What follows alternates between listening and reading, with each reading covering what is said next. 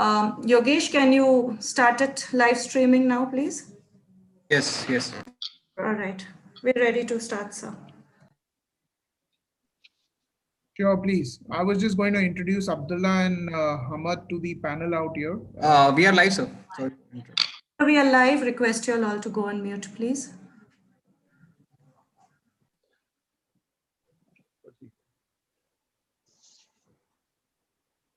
Good afternoon, friends.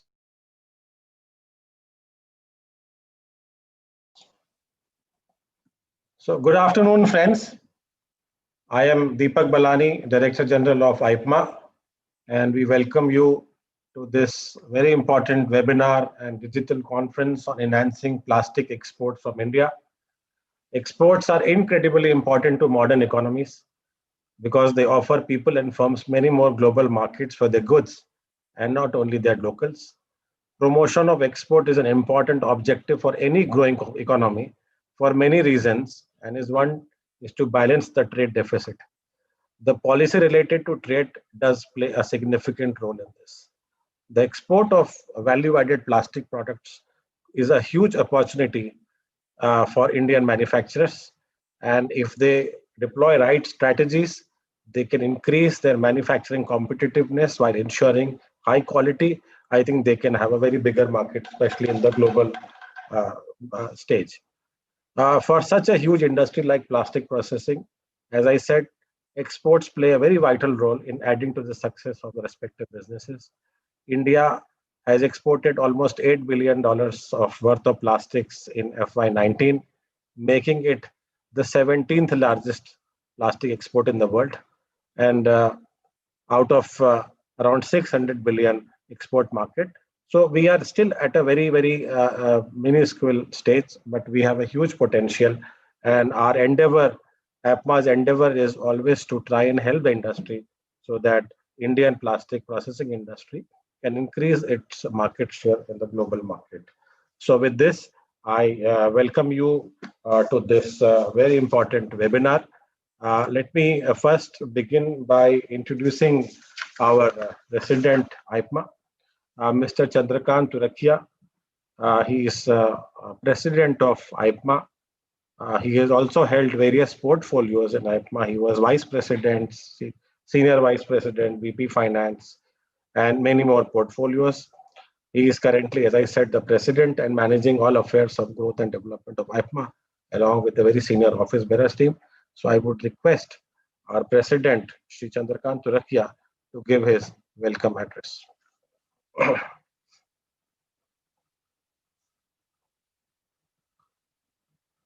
You are on mute. Good afternoon, everyone. I am honored to have the opportunity to welcome the eminent dignitaries and our participant present over here and sincerely express my gratitude to DP World to have organized this webinar in collaboration to IPMA. Today's session on enhancing plastic export from India appears to be one of a kind session with unmatchable significance for the industry. There is no better time for the plastic industry to look at this area. I believe this subject is a need of an hour's topic which need immense attention and will work as a trade and development opportunity for the plastic sector. I would wholeheartedly like to welcome today's panelist, Mr. Abdullah bin Damidhan, Chief Commercial Officer, DP World UAE Region, Dr. Raju Desai, Director, Jyoti Plastic, past President, IPMA, Mr. Ahmad, Head of Strategic Account, Mr. Hemant Minocha, Director, Raju Plastic Limited. Thank you for sparing your precious time and agreeing to share your value, knowledge, and experience with us to understand a topic so rare with clarity. Thank you. I hope you have a productivity session. Thank you. Thank you, Mr. Chandrakant Tunekia, for your welcome address. May I now welcome and introduce our Shri Mr. Arvind Mehta. Mr. Arvind Mehta is the chairman of Governing Council IPMA. He is also the past president IPMA, past president of Plast India Foundation, executive director of Council of International Plastic Association, director SIPAT. He is a very successful entrepreneur himself. He is the managing director of Wellset Plast Extrusion, one of the leading manufacturers of master batches. Arvind Bhai, as we lovingly called him, is a visionary with clarity of thoughts, very hardworking, openness to other views, and his ability to get along with once and almost all important people, and his desire to learn new things. Traveled.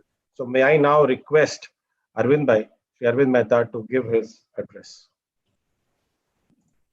Yeah, thank you, Deepak, and good evening, everybody, and greetings to one and all.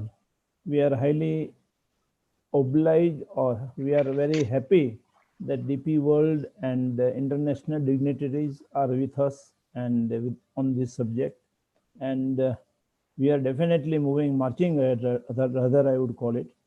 For your information, through DP World and like that many of our entrepreneurs are thinking of setting up the business there. That is one of the good news for you, and this just to tell, and so it's okay. Now let us come to the point. That is greetings to all. It gives me immense pleasure to grace all of your presence in the interest of entire committee. It is an opportune moment to refurbish and debate upon the problems of mutual interest with our esteemed delegates for the day. The seminar schedule brushes upon the spectrum of exciting and benefiting themes that discuss the enhancing plastic exports from India. Just again in between, I tell you that today we are doing this webinar along with our PlastiWorld exhibition, virtual exhibition, that is packaging. And till in the afternoon, means after 4 hours of opening, 4-5 hours of opening, we have around 5,000 registered visitors visiting us. So that is a great point for us with the 110 exhibitors and like that. So it looks to be quite a good business model, looks like that. This is our first venture. So just that was the information. Export is a very important aspect in terms of growing our business needs. Plastic manufacturers in India are examining ways to increase exports, overcoming the strong headwinds they have been facing. Though India has big manufacturers, they account for less than 1% market share in more than 800 billion global export market for plastics. As Deepak already said, so India is the 17th largest exporter in the world, and we are growing at the rate of 11% per year. So I strongly believe that there is a need of a step ahead to keep the business going, and there would never be a better time to grab opportunity to go global, benefit the plastic sector like never before. Today's webinar will help and provide guidance to the participants on how to bridge the gap between India and the world, and will help the plastic industry in enhancing their manufacturing and exports. It will help nurture bilateral trade, drive cross-border investment, facilitate and access to larger market and wider consumer base, and reduce barriers to trade, and many more. I would like to appreciate the efforts of the DP World in their positive motive to be essential to building the bright future of global trade. The webinar Enhancing Plastic Exports from India will provide an ideal platform. Learn more about the initiative and grow your business globally. There must be many other questions arising in your mind regarding this and required clarity. Our digital conference today seeks insights from experts with global experience to clear and answer all your doubts and give more insight on the significance of this topic holds for you, me, and industry. A warm welcome to all our experts today. We are glad to have you with us today. Thank you. I hope this session fulfills your expectation and deliver you even more. Thank you very much. Thanks a lot. Thank you, Mr. Arvind Mehta, for your address and also setting the context. You have beautifully introduced and set the ground for this webinar and also the important aspect of what should be done in terms of export. So thank you, Arvind Bhai, for your address. I would now like to welcome Mr. Abdullah bin Damathan. He's the Chief Commercial Officer, DP World UAE region. First of all, from IPMA side, we would like to thank DP World for being the event sponsor and also the partner for PlastiWorld. Mr. Abdullah bin Damathan has been with the DP World since 2001. He is a Chief Commercial Officer, as I have mentioned. Mr. Abdullah is responsible for all revenue generation activities, products and services offered across the portfolio, including ports and terminals, parks and zone, and trade enabling solutions. He is a recognized leader in the maritime and logistic landscape within the Middle East with commercial success across the maritime and logistic industries. His focus on innovation and customer centricity have been the core of his commercial strategy. Mr. Abdullah sits on the board of number of DP World ports and terminals globally, and also is an independent director in logistics venture. So I would request Mr. Abdullah to deliver his keynote address. Mr. Deepak, thank you very much for the introduction. Ladies and gentlemen, good afternoon, and friends from IPMA.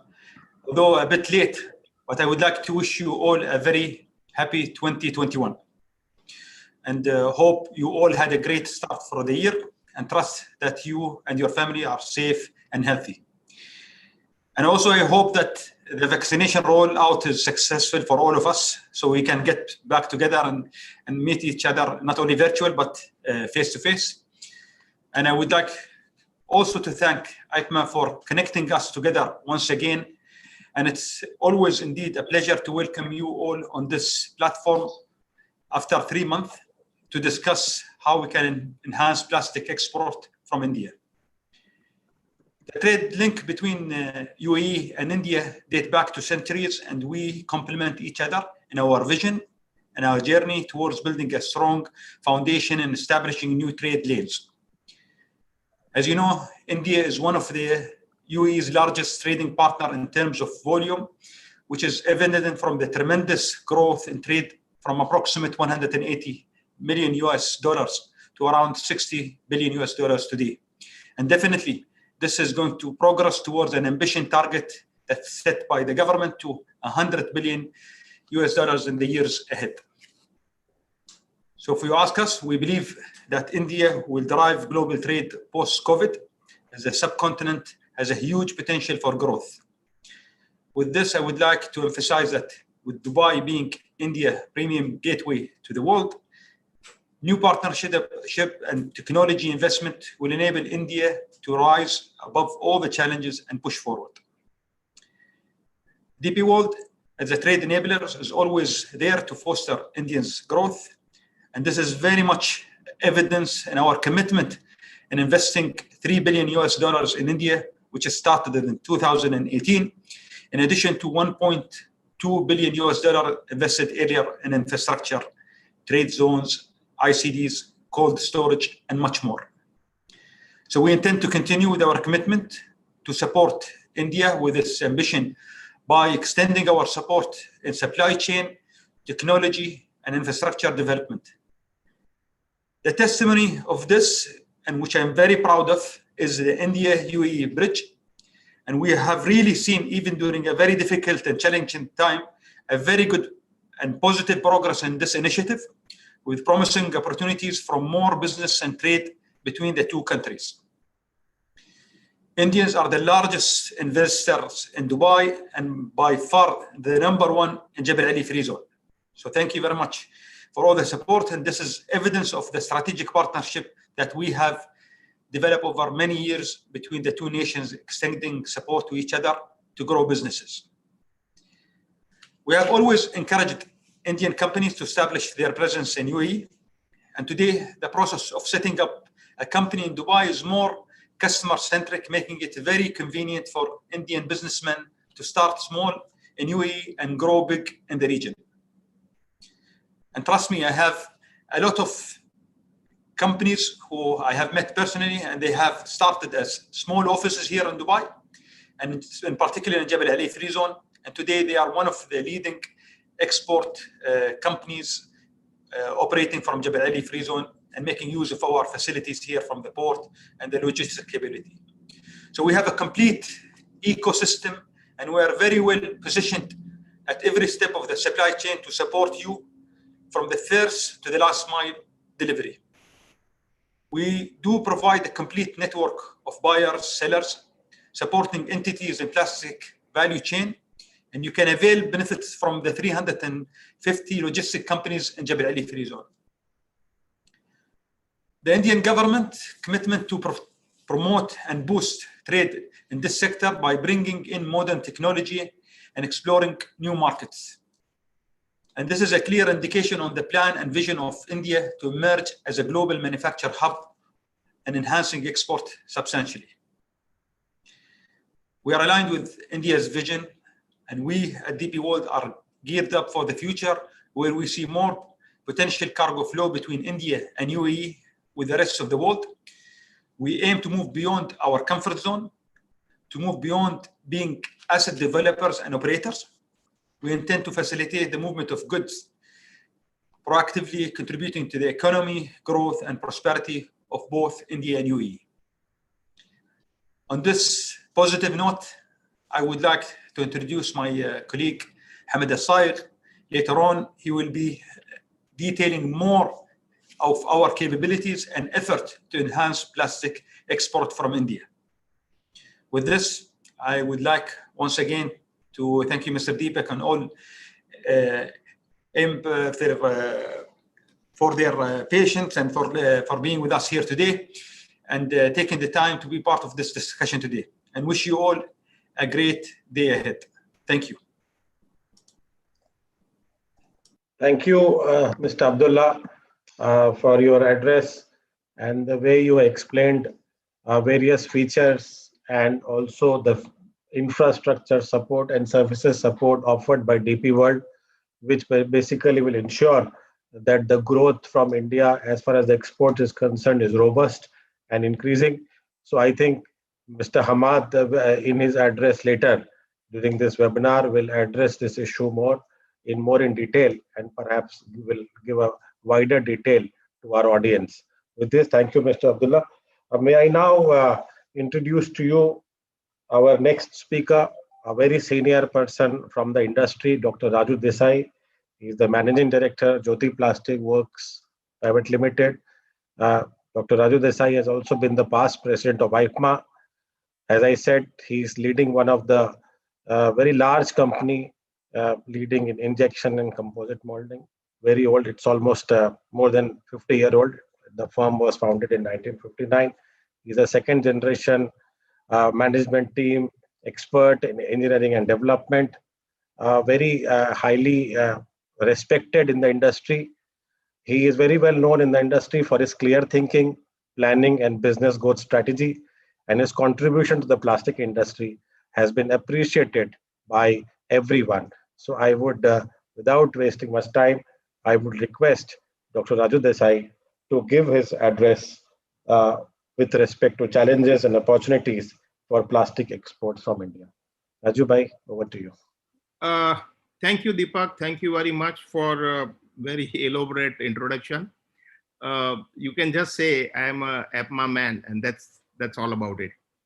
That is one. Having said that, I take opportunity to thank respected Shri Chandrakant Bhai Turakia, President of All India Plastics, Shri Arvind Mehta, Chairman of National Advisory Board, APMA, guests from DP World, Mr. Abdullah and Mr. Hamad, my good friend and mentor, Shri Ajay Desai, Chairman of Plastic World 2021, who has put up excellent virtual exhibition with the participation of 130 exhibitors and more than 13,000 registered visitors, out of which just Arvind Bhai mentioned that 5,000 have already visited virtually. The participants are from more than 70 countries world over. My compliments to the whole team led by Ajay Bhai and especially Director General Shri Deepak Balani, who has put a stupendous effort in making this show successful. Having said that, I am not here to deliver any lecture. I'm just kind of expressing my views in relation with Indian plastic export, Indian products which are being exported. So my opinion that India is positioned appropriately for becoming global supplier of plastic product of the world. This is due to mature processing industry supported by adequately available raw material and process of manufacturing. And all three segments which contributes to the growth, including processing, machinery, and raw material are available in India. However, there are certain deficiency in terms of the need of plastic exporting industry. In spite of these advantages, performance of Indian plastic industry in terms of export is not noticeable. And just Arvind Bhai said that we are 1% or around 1% in a global demand as far as the plastic products are concerned. As per me, there are many reasons for this. And most of the Indian plastic manufacturing units are comprising of first generation entrepreneur and are belonging into MSME industry, which are medium and small scale industry. This is why when they started their focus or when they started their industry, primarily their focus was local, then it becomes regional, and now they have reached up to the national level. And no one or most of them were not focusing or dreaming about export. Local demand is so much that it is good enough to keep everybody occupied in terms of booking their capacity. However, things are changing very fast in a near future, in a near past, that they are thinking about export and export opportunity. There are Plex Council chairman just mentioned last week in his post that Indian processors are not having level playing field in terms of infrastructure and policy. It may be partially true in terms of efficiency of systems, maybe transportation, process of export and import formalities, energy cost. However, in spite of this, Indian plastic manufacturers are successful in exporting. Scale of manufacturing is smaller than world size factory. So there is continuous conscious effort for export is not being made. Most of the processors are manufacturing do not speak the same language which overseas customer like to hear. I'm not talking in terms of English. I'm talking in terms of language, in terms of quality, efficiency, transparency, and sustainability. This is what overseas buyer like to hear from any of their supplier, not only Indian. I think if we have to be a successful in a export, we have to make a national strategy. We must study the requirement and demand from the national developed country like US, Europe, and prospective buyers. Do the Pareto analysis and find out what is contributing 20% of the total revenue in terms of import, and focus and find out where is our effectiveness lying. It's not just based on certain data you jump into that line, but we must do some analysis, find out our positioning, and then go after it. There is no harm following the successful model which some of the developed country, including China and Japan, has evolved. what I'm trying to say is that the size of manufacturers are small and they are divided. We can also think of going for cooperative export as an association, as a company, or as a industry. We can think of having collective storing, warehousing, and distribution network in developed country. There are so many things which can be possible, but first of all, we should have the desire to export. We must think and positively that we are going after this market. Once you decide, everything and anything is possible. If you say that the model what Japan followed, they had a trading company who are bunching all the small supplier and interacting them, not in terms of exporting the product, but helping them financially, helping them technologically, and helping them understand the demand and the language of the customer. After that, the Chinese have come, they have become more aggressive, and they have gone ahead and set up their distribution and warehousing system, and they were pulling material from China and distributing into US or any other country. These are the two successful models which I can see can be looked into. And I think the deficiency of infrastructure, I don't say deficiency, but we say we are a little slow in implementing our infrastructure in India. And the weakness what India is having is exactly addressed by DP World. And I've been hearing and part of some of the seminar. So what are the deficiency here? And that is why when Arvind Bhai said that many more export companies who are in export business are checking up the possibility of setting up their manufacturing unit overseas, and maybe Dubai and UAE will be their first choice. And these are the size of the company which are already having business in excess of $20 million for export. But we also have to have a strategy for meeting for the people who are having less than $20 million, less than $10 million worth of potential. So those people can be bunched together. Organization like Plex Council, EPMA can work together and see that the appropriate information can be collected, shared with processors, and encourage them to get into the export business seriously. So I think my experience is that Indian producers at large scale are very effective, not only in India, but they're also going abroad and setting up the plant, especially for packaging. Many of them have set up the plant even in UAE, and same thing is happening in US and Europe, and they are pretty successful in their venture. So as far as the efficiency and quality is concerned, if the appropriate environment is available, I think Indian manufacturers have proven themselves. So I think nothing to worry about that. So let's see, collectively, I think we should plan export as a goal. We should chase the market. There are a lot of good opportunity.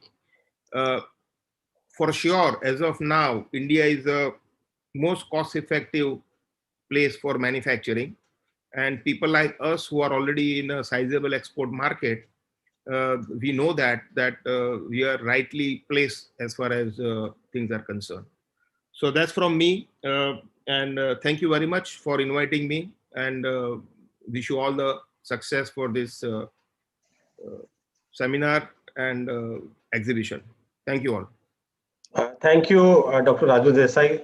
I would say what an enlightening speech by you. In fact, in 10 minutes, you covered almost every aspect of export business. I think nobody could perhaps do this kind of a justice, because in 10 minutes, you gave a complete SWOT analysis of Indian plastic industry in terms of especially highlighting what are the inherent strength of the Indian industry and some of the weaknesses which I think perhaps has to be looked into, and especially the opportunities for the Indian plastic industry vis-a-vis exports, which you highlighted. And the path, basically, I really liked the pitch which you made on the national strategy for exports. and especially with respect to cooperative export and how can perhaps the industry can come together in terms of setting up warehousing and common distribution. And also you cited some of the case studies of Japan. So I think very well covered, and the piece of advice and wisdom which you provided is actually you're well known for that. Beautifully, it's very crucial for the potential exporters from India, and especially in India when we have only around 2,500 or 3,000 exporters out of the 50,000 units we have. So I think if perhaps these are some of the strategies, if our industry could follow, I think world is a very big market. So thank you, Raju bhai, for a very enlightening address. So may I now welcome our next speaker, Mr. Hamad.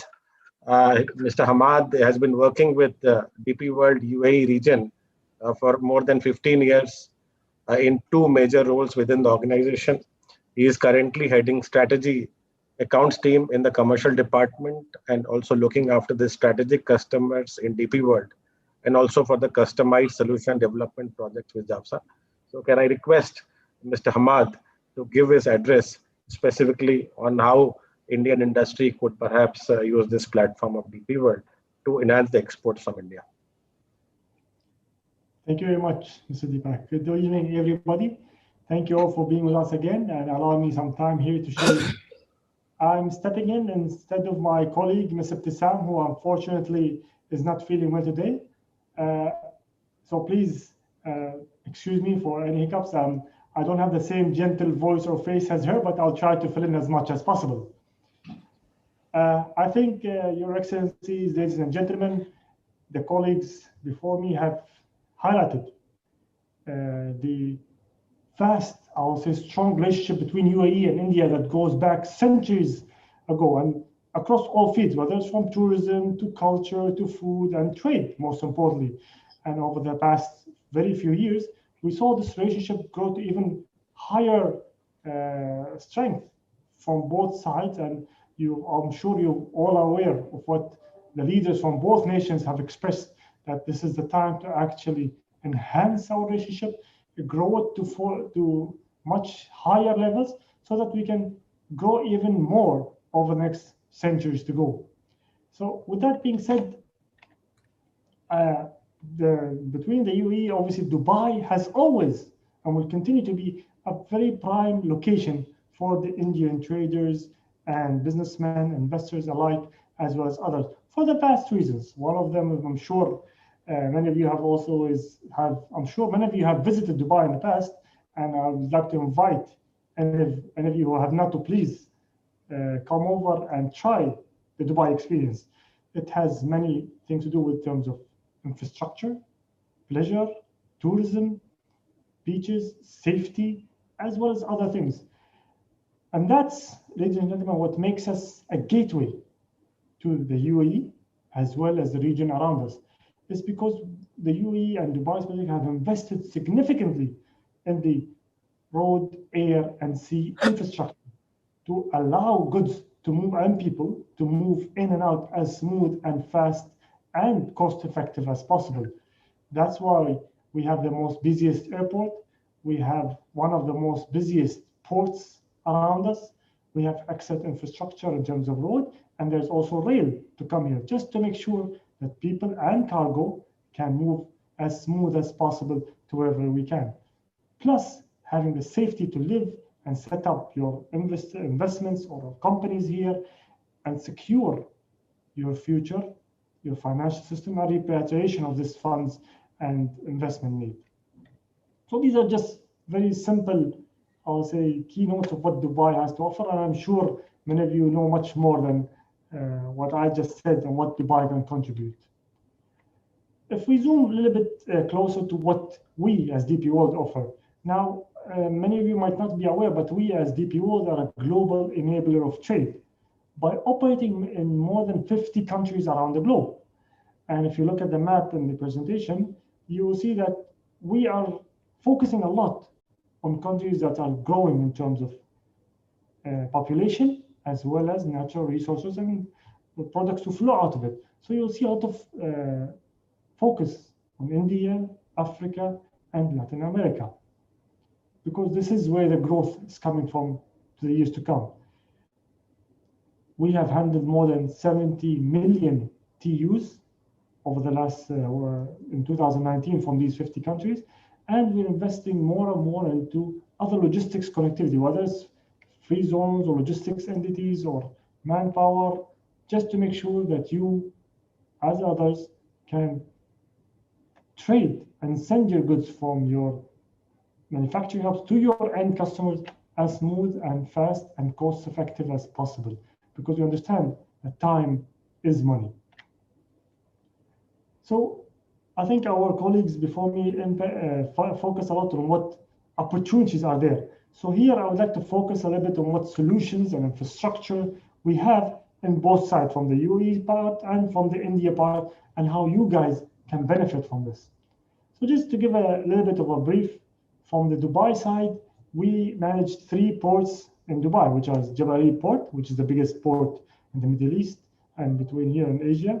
We have Mina Rashid and Mina Hamriya.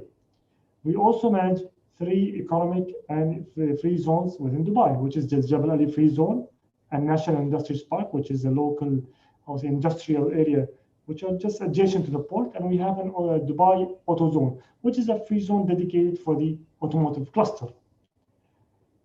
Now we manage not only the free zone and the port, but we have all this managed to an online platform, which is called Dubai Trade. We try to manage whatever cargo that needs to come in, or setting up a license, or clearing your customs, or an online platform, as well as having a logistics arm, which can help in cases where you don't have direct presence to support you in terms of clearing this cargo. From the India perspective, we also manage 6 terminals there, 2 free zones or industrial areas, as well as, I believe, multiple logistics solutions, where it comes into warehousing. We have our own warehouse and ICDs. We have already tied up with 2 logistics providers, which is Continental and Winter Logistics, which can provide you warehousing solution, whether it's temperature controlled for food or general cargo, as well as rail racks, so that to make sure that cargo can flow from wherever you want to the port, and then from the port to whatever destination you can. And if it's, let's assume now you want to send things to Europe or Africa or wherever it is, we can show that for using our connectivity and solutions from India to Jebel Ali, and then from Jebel Ali to the rest of the world, you can address actually a majority of your challenges in terms of time, cost, and deliveries. And this is connected by the multiple feeder shipping lines we have already direct association with, which connect India and Dubai through feeder check and Transworld. And this is just something we have in our direct control, whereas there's others as well available for you to choose from. But we are here to show you what we have and where we can provide you support to make sure that you have full control over your supply chain. So if I just want to focus a little bit here on what we have from the Dubai side, and then we'll focus a little bit more on what we have on the India side. If you look at Jebel Ali Port, it's actually, we have the capacity and capability to handle all types of cargo. And that's what makes us one of the biggest port operators.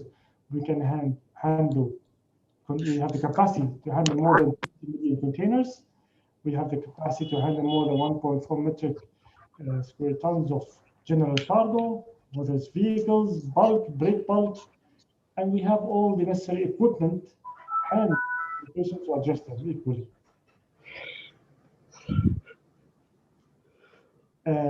Adjacent to the port, you have the Jebel Ali Free Zone, as well as the National Industries Park, which is an adjacent land bank, which we offer to clients in order to develop the facilities they need so that they can do their business in the best possible manner, whether it's direct, so you don't need to be here from India, you can do, or if you want to manage your operations and logistical, we have the capabilities.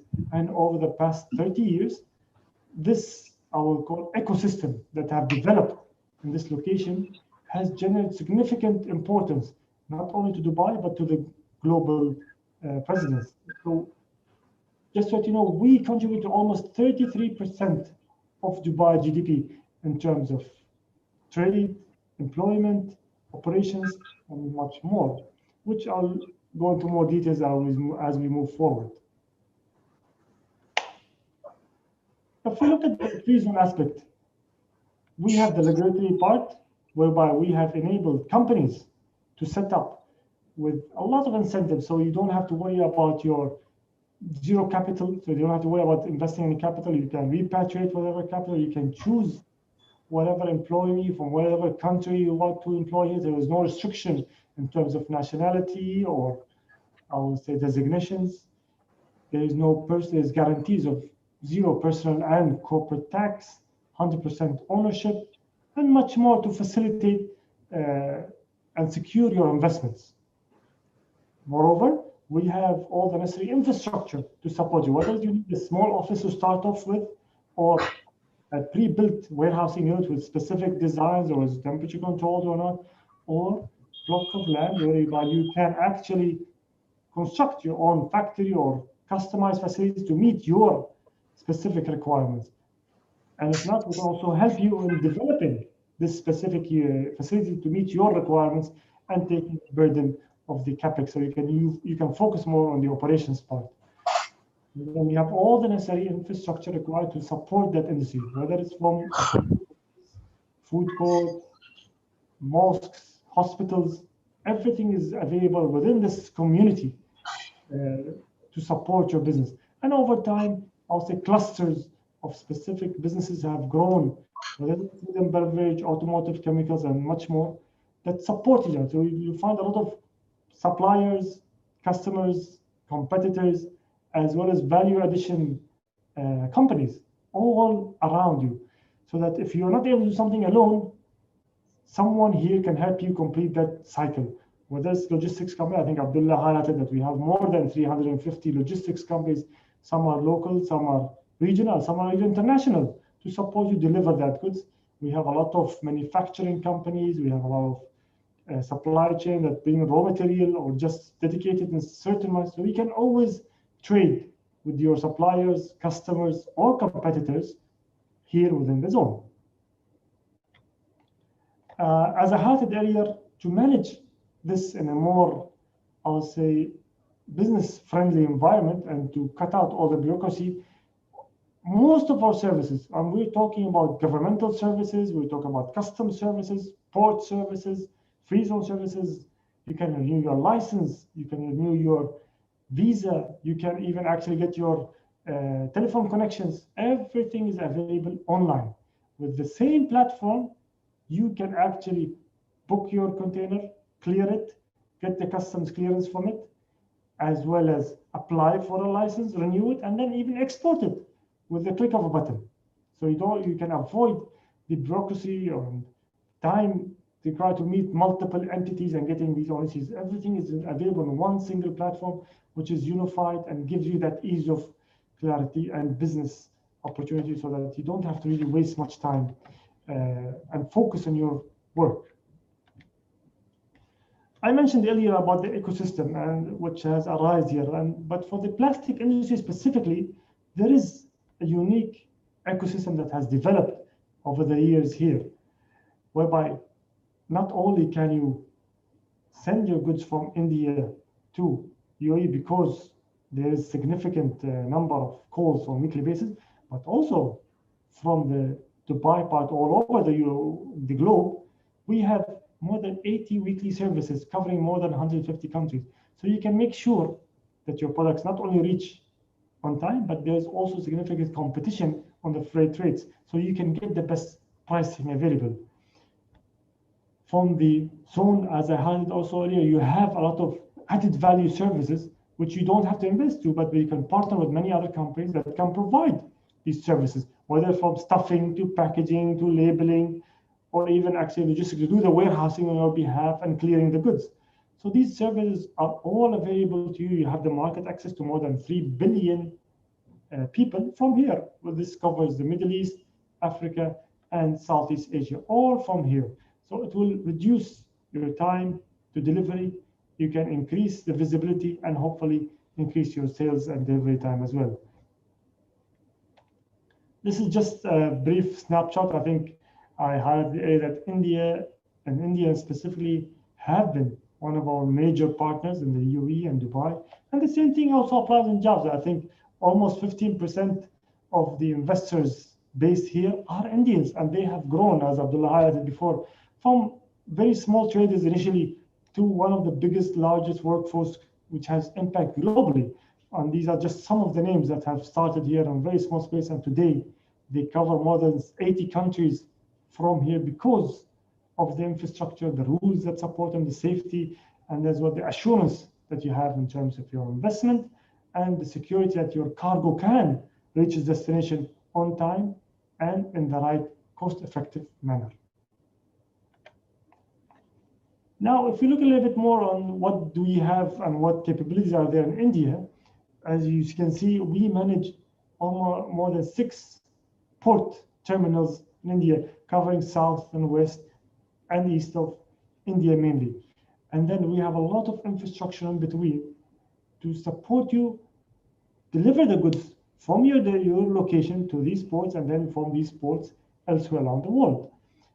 These cover logistics, warehousing, rail, and cold storage facilities, and whatever else you need. So we are really investing more and more over the past very few years to make sure that we can address your connectivity requirements from India and then smooth your exporting experience so that you can sell more and hopefully grow your business from where you are. That's why between all these opportunities I would say between Dubai and India, we have created this India and UAE bridge to look at the opportunities and how can we support people like yourself to grow your business through our capabilities and infrastructures on both sides, drive investment, increase cargo movement, and contribute eventually to the economies of both sides and removing these barriers that are in place today. So just an example here, I told you I wanted to highlight how can actually the connectivity between Dubai and India enable you trade more and in a faster and more cost-effective manner.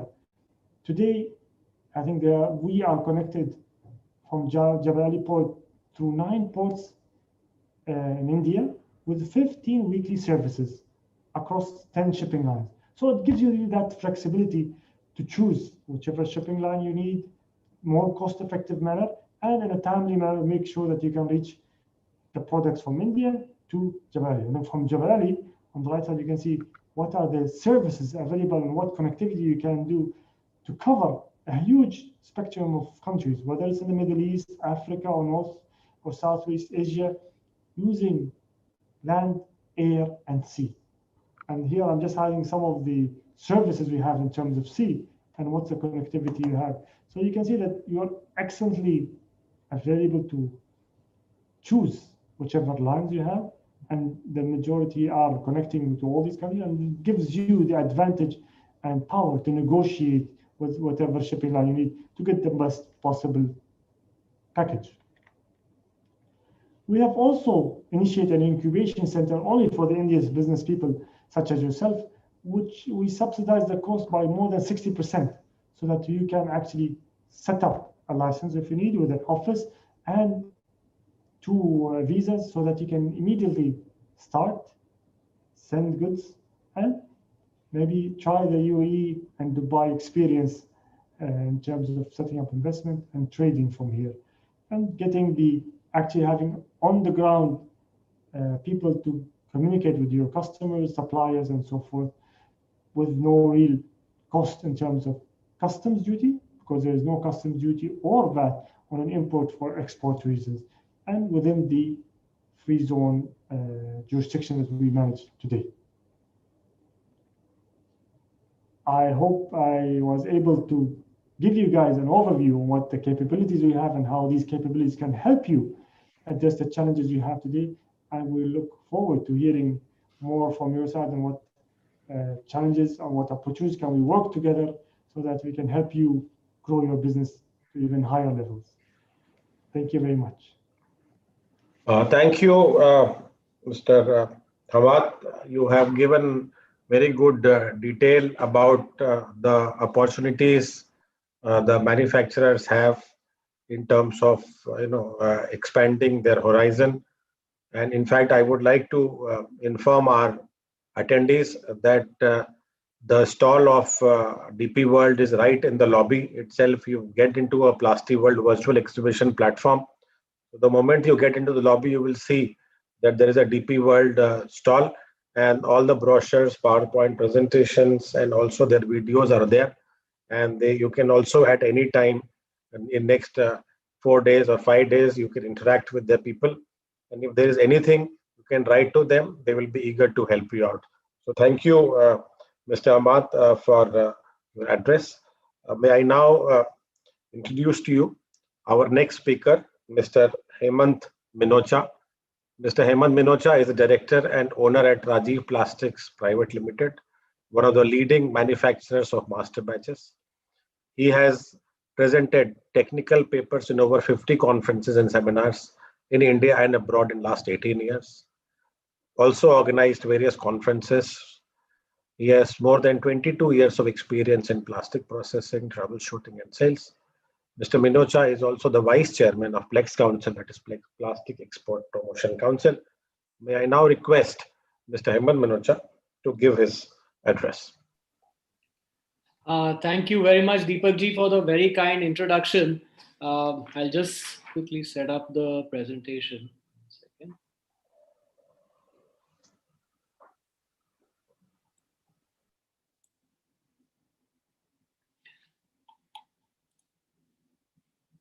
So before I start the presentation, I want to thank everyone for giving us the opportunity to speak. And I want to congratulate all the panel members for the wonderful work that they're doing. Thank you, Chandrakant Bhai and IPA, for having us as partners on this dais. But I want to start with a very short story that we've been hearing since we were kids. There was this frog. He used to live in this big pond. So one weekend he had a cousin who came in from outside, and this guy was bragging, "Oh, my pond is this big. It's the biggest in the whole wide world and everything." So the cousin who's come from outside says, "I think you have not seen the ocean." The frog from the pond says, "Okay, then let me show you." So all day they keep swimming, and then they reach the other end of the pond, and the frog from the pond says, "Is it as big?" So the cousin says, "No, I think you haven't been to the ocean." Still not convinced. The next weekend, both the frogs, they go to the ocean. And the frog from the pond realizes what he's been missing all his life. So my point here is that we need to look beyond our borders, beyond our oceans, and there's a whole wide world out there. And for that, if you need any help, Plex Council is there. So with much further ado, what I wanted to discuss was what is the current global scenario. I know Raju Bhai touched on that a little bit. What are the exports of plastics from India? The role of Plex Council, Plex Connect, government schemes, and what kind of member benefits do you get out of being a member of Plex Council? So we all know we are part of the plastics industry, and plastics is a global success story. From hardly anything to such huge sales of plastics in all countries across the world. And plastics has grown at about 8.4% per year, constantly since 1950. And plastics are primarily produced and consumed in China, North America, and Western Europe. Also, obviously, the Middle East, which is becoming a larger and larger source for all our polymer needs. So total global plastics export has been is currently at $1 trillion. And India only has a 1.2% share in the global plastics export. And we are lagging behind countries like China, South Korea, Japan, Singapore, Thailand, Malaysia. And it actually tells us the kind of potential that we currently have. We are 1.2%. Let's look at South Korea. Let's look at China. We can go as high as China, maybe go beyond. I've already talked about the world, talking about India, and then I will move on to what Plex Council is. So over the last decade, plastics exports have managed to grow annually at an annual growth rate of 7.6%. There was a little degrowth last year because of certain reasons, raw material availability. There was a glut of raw material available because new polymer plants had come up, and also a large portion of the local raw material being made was being consumed in India because India's production levels went up. So you'll see why the raw materials played such a big role. If you see in this slide, which has the 5 years analysis of product-wise product panel-wise exports, raw materials has the highest level of exports. So anything happens to the raw materials finally affects the overall exports of plastics. You can see it's almost 40% of the total exports.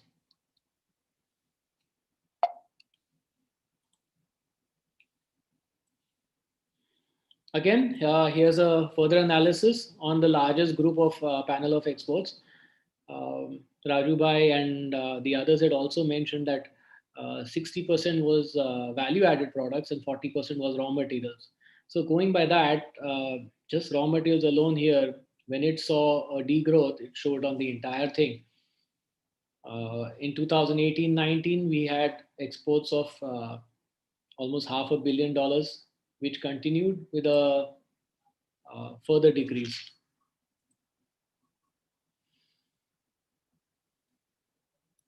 So the top 10 destinations where our material is going or our plastic goods are going. Number 1 is United States.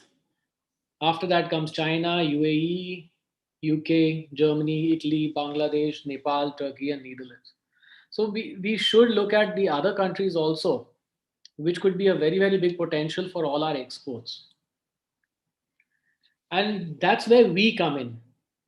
That's where Plex Council comes in. We can be the big brothers who can be holding your hands and helping you move on to moving away from the pond that we are in to the ocean, which has so many potential customers.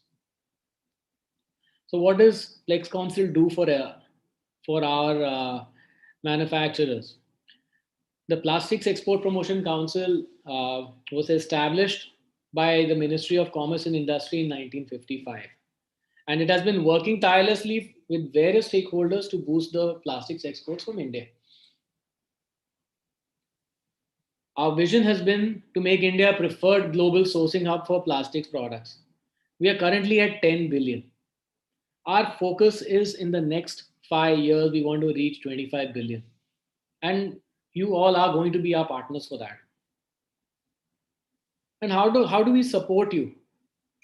We do cross-border promotion MOUs.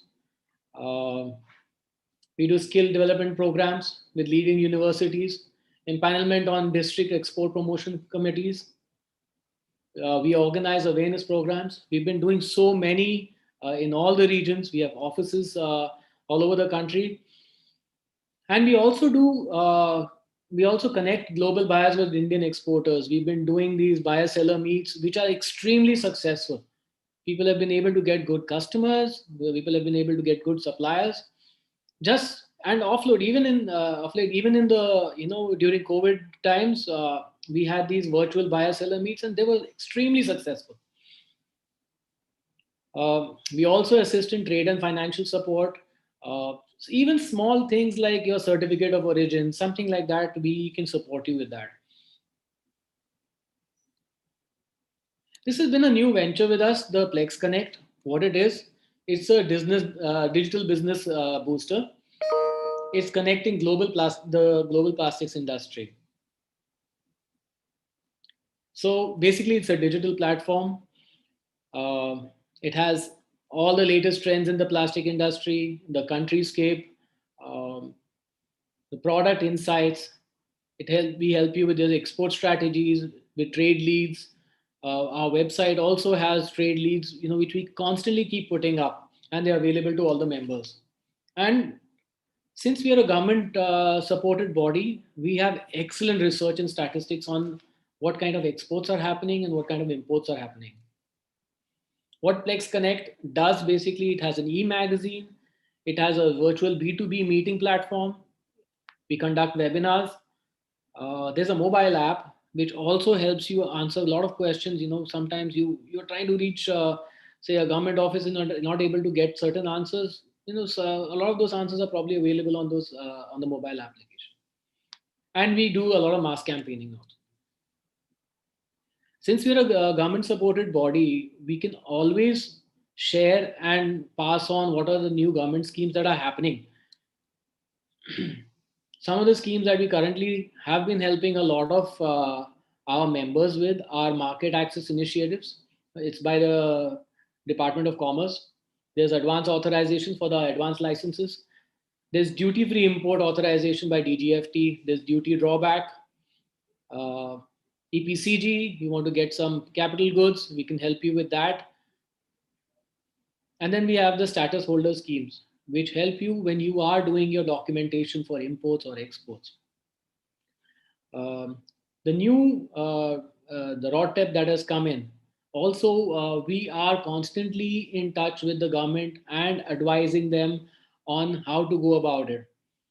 The IES scheme, the authorized economic operator scheme, and then the gold card scheme, wherein you can get easy finance and very, very good control on your cash flows. Plex Council constantly is constantly in touch with a lot of organizations that hold the world's largest exports, and you can see the advantage when if you take part in an exhibition which is co-promoted by Plex Council, say like the K Show or the Arab Plus Show. We always have government subsidies which help you or subsidize the overall spending. We also have a Plex Council Virtual Expo. So if you are a member, we have this promotion going on. You have to just pay 11,500 and become a member. The benefits that you get are you get a membership certificate, you get an export performance certificate, and certificate of origins. I have mentioned to you for all your shipments. You can get it through us. You get discounted fees on international trade fairs and exhibitions. There's trade statistics and market intelligence that we share with our members. There's a monthly trade magazine, which is very, very informative and helpful to all our members. Obviously, the updates on the FTPs, FTAs, free trade agreements, and the customs and GST, and other new laws that come in for exporters and manufacturers. These are easily disseminated and usually disseminated very fast through the organization. And lastly, we have a new office here in Andheri, in Bombay, in Mumbai, and we'd like you to visit if you can. Thank you very much.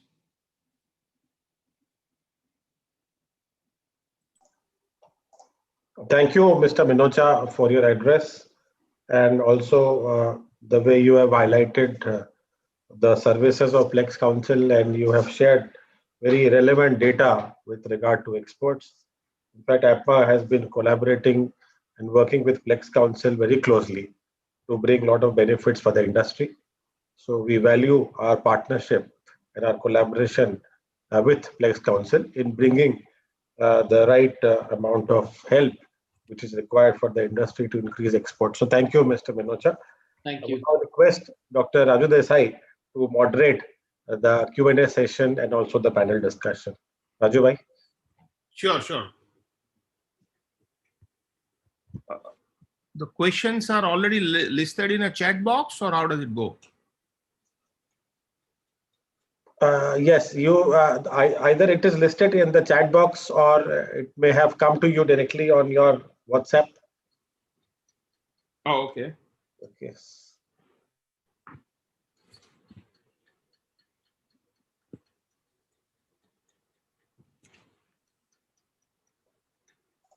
This is sent by Shiraj, huh? Yes, yes, yes. So she has forwarded some questions to you. Maybe from the panel you can ask. Shiraz, can you? Yes, sir.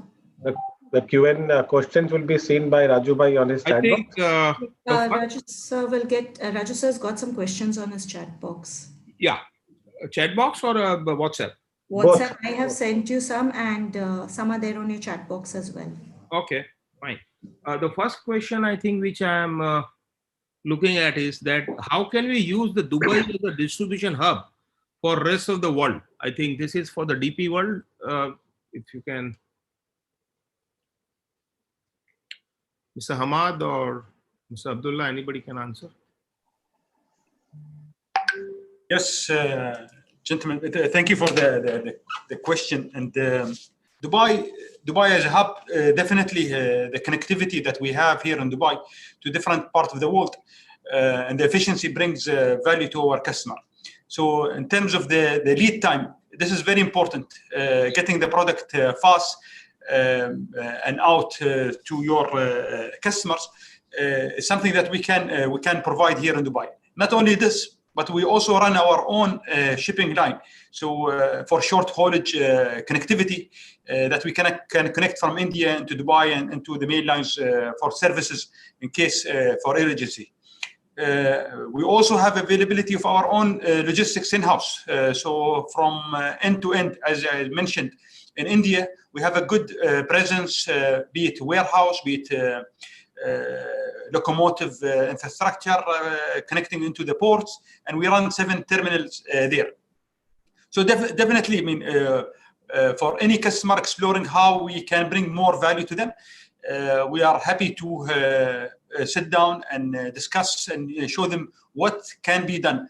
I personally was in India meeting a lot of customers in different states, and by just speaking to them and trying to understand their supply chain, we were able to bring them a lot of value in terms of the cost, in terms of the time to connect to their cargo, in terms of opening new destination to grow their business into areas, be it in Africa, be it in Europe, or even in other parts of the world. So we are more than happy to engage with whoever is interested to see what can be offered and give more tailor-suited solution to their requirement, whether from India through Jebel Ali and to the rest of the world, or from Jebel Ali itself, and take leverage from the 350 logistics companies available. Very good. Thank you, Mr. Abdullah, for your input. And the next question is from,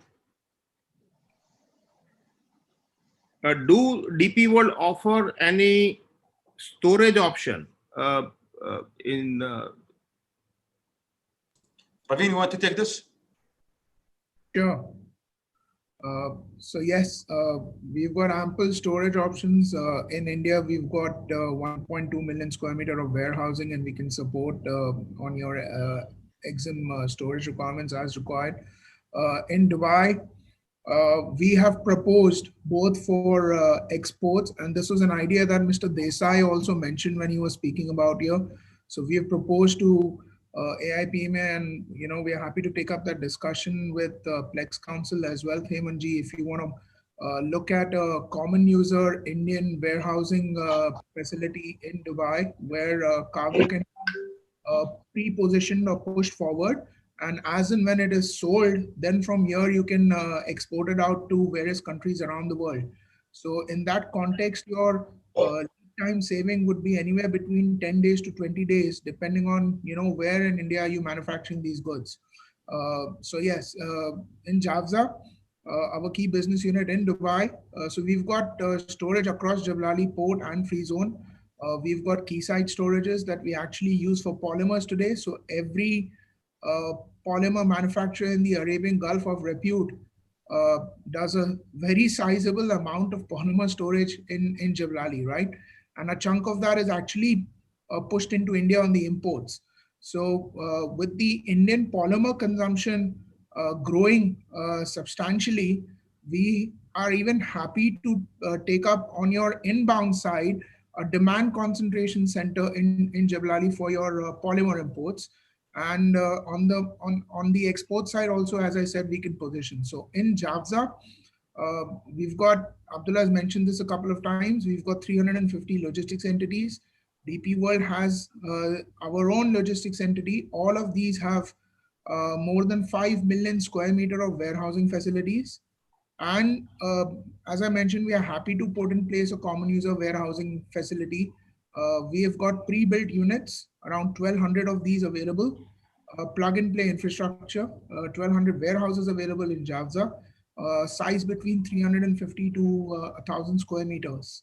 So there's ample storage, and we are happy to explore opportunities either ways to support your inbound raw material chain or outbound finished goods chain. Wow, great, Mr. Ravin. I think very, very informative insight. And I think you are extending your hand to set up the warehouse. That is a very good move. I think like how you are offering office space like this, common warehouse also can accelerate the business in your region, I'm sure. I have one more question from my side. Do UAE have any special consideration for tariff as far as the export to US or other countries are concerned? Are you in a preferred list? Unfortunately not. We are not a preferred tariff list for the United States. Okay. That being said, we have a FTA with the US under negotiation. And once that happens, should happen soon, hopefully, then there could be an opportunity for some value add to be done in the zone in Javza, get a made in UAE stamp, and then start exporting into these FTA countries as well, right? So we fundamentally still believe that the major chunk of the manufacturing will happen in India. The last mile kitting, the last mile packaging, the last mile labeling, and some additional portions of the processing chain, the manufacturing chain can be completed in Dubai, and then from here we can export it. So we have FTAs in place with a number of countries today, and we can share that information. Yeah. And at least for those markets, you can exploit it, in addition to the logistics benefits that we discussed. Yeah, so thank you, Mr. Ravin. This is going to be great information to the manufacturer. Once they come to know about this, they can make use of it. And yes, and I think we are very serious about thinking beyond labeling and packaging. Okay, the Indian plastic processing industry is thinking beyond that, because plastic product cannot be labeled or this thing. Either it has to be manufactured and then shipped. That will be more thing.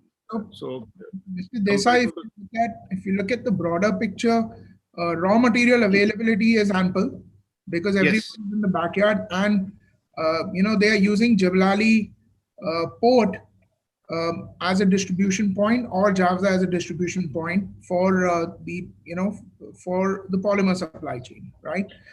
In addition to that, there are no customs duty levied when we manufacture within the free zone. So that itself is a sizable saving, in addition to the availability of raw material availability adequately and reliably throughout the year, right? And when we look at power, it's more or less at the, these conversion machines are more, the power costs are similar to that we have in India, so not materially different, right? Labor, we're a little expensive, but we are well renowned for labor efficiencies.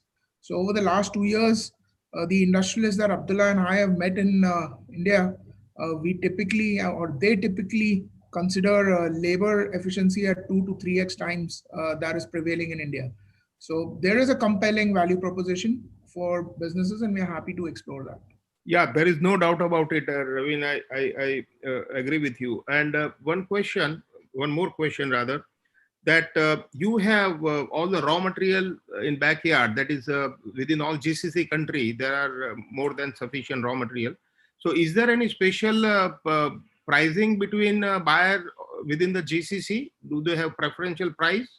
Like for Abu Dhabi to UAE, or from Saudi to UAE, or something like that? But at the end of the day, they're all businesses. So pricing is at international norms today. It's a commodity, but the fact is that a reliable supply and on-demand availability can bring in benefits out there, right? And we are happy to look at buyer arrangements with the with the petrochemical majors who hub in Jebel Ali. We can give you names aplenty who have, I think we hub annually between 3 to 5 million metric ton of cargo or polymers in Jebel Ali. And this is hubbing or storage and distribution from here. And this is not the cargo that gets transshipped over Jebel Ali, right? That is over and above this. So our estimate is that 65 to 70% of all the polymers that gets manufactured in the Arabian Gulf and in Iran touches Jebel Ali port in one form or another. Okay, that's great to know. And I was just inquiring whether within your GCC norms, the trade norms, like how we have in Asian countries and all, do you have any preferential treatment? But anyway, you can take it on offline. And then, so one more question is for the team here, that is there any difference in incentives between Jaffa and Jebel Ali, or it is same, or what for manufacturing unit? Okay, Jebel Ali is the area, but Jafza is Jebel Ali free zone. So Jebel Ali consists of different economic zones. For example, we look after Jebel Ali free zone plus a national industrial park, which is not free zone. We have the industrial area in the same vicinity. So there's different economic zone within Jebel Ali area. Okay, so this Jaffa is a part of Jebel Ali. Yes. Okay. Make this a little simpler. One more question. I'm sorry? I was saying, to make it a little simpler, to put it in context, it's like Delhi, and then Jafza is a portion of Delhi. Yeah, I got it. One more question is been asked, that the trade between Qatar market has opened yet, or? Yes, as far as after the sign of the treaty in Saudi Arabia, the trade is open, the airline is open, everything is open with Qatar, and trade is for us business as usual.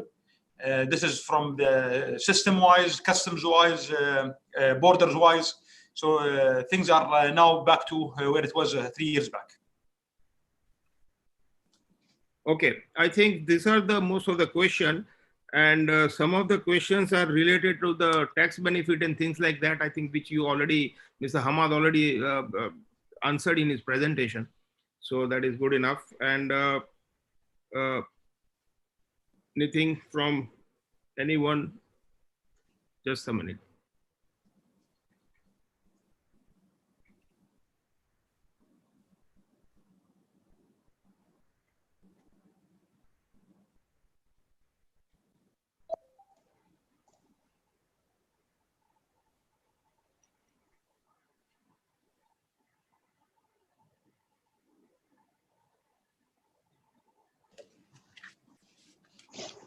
The question is that,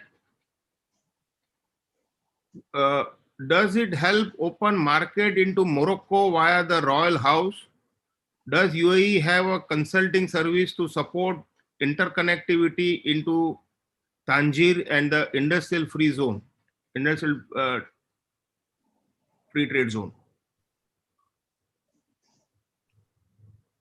There's a question.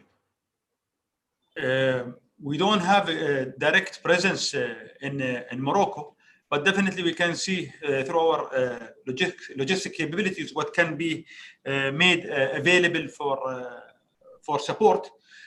So whoever is asking this question can write us directly. We have a good presence in over North Africa, in some areas. We also in Europe as well. So depending on what the requirement and the need, we will try to support. As far as the economic free zone in Morocco, we don't have any one at the moment, but definitely in the future, maybe if there is, we will definitely be able to support as well. But I would encourage whoever has asked this question to write to us directly and see where we can support them. Okay, thank you very much.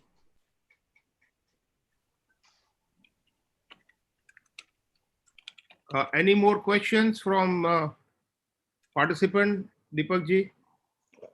Do you have some questions on your chat box? Couple of them? Taken up all the questions. In your chat box?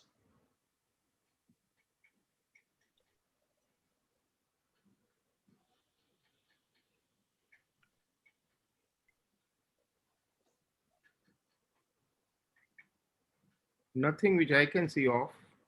Okay. Thank you. Okay, thank you. Thank you, Raju bhai.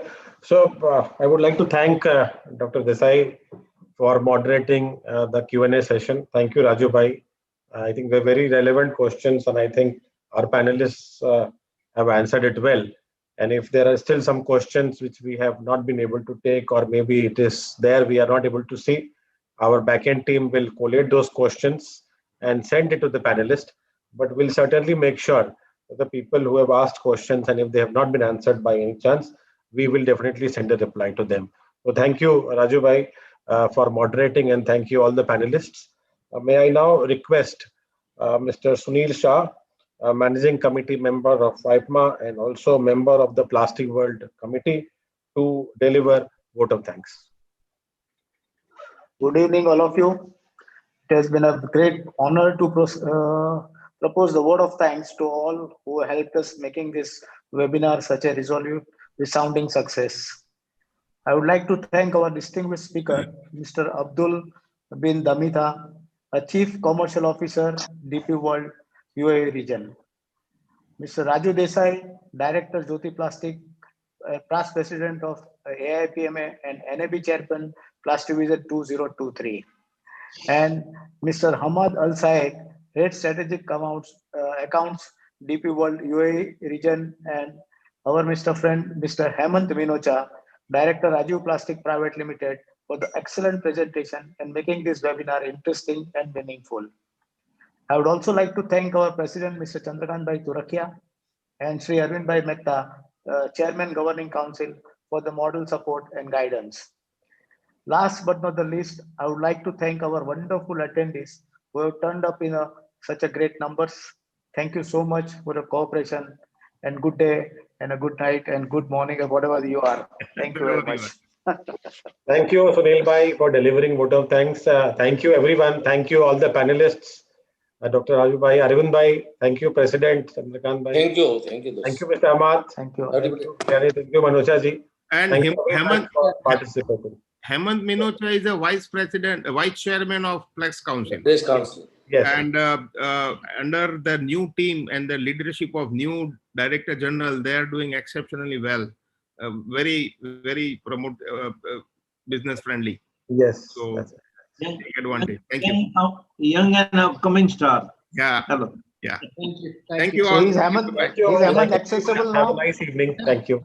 Yeah, very Hemant accessible. Very accessible. Okay. Yes. We'll keep that. All right. Great. Thank you. Great. Thank you. Thank you. Bye bye. Thank you, everybody. Thank you, everybody.